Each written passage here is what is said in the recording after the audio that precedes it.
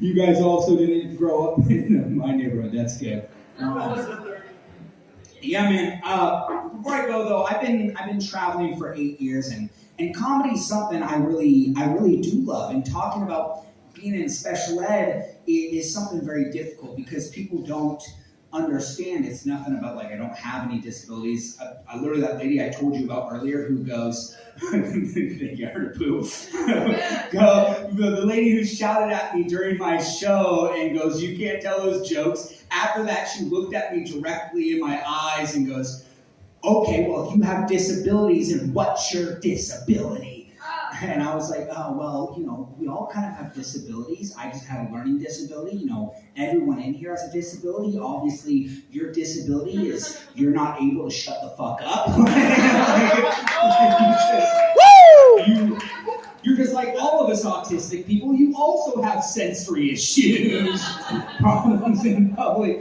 And it is something, growing up with this is something that's it's been crazy to have because I was part of the No Kid Left Behind program. So there was even any problem. I just had a little bit of learning disabilities, so they put me in special ed. And then, if you don't know what the No Kid Left Behind program was, is they kept moving you to the next grade no matter how well you did in school. So by the time I got to high school, they took away the program, realizing it didn't work. But I was now in high school like, oh wait, I still have a 5th grade reading level.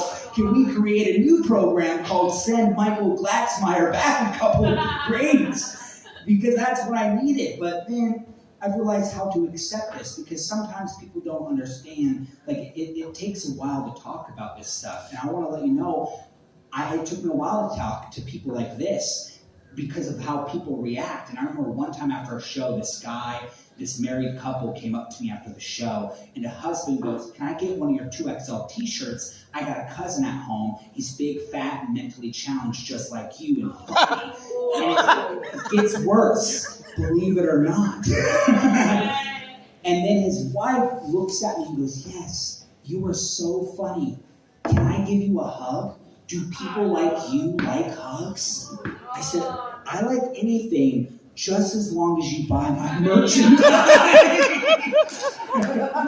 And you know what? People are always saying to me say something to them. And that's not my job. My job is not to be up here and to be a hero for all people with special needs or with disabilities or learning disabilities. What my job is to go home and write a joke about it so everybody knows that Sarah from Post Falls, Idaho is a piece of shit.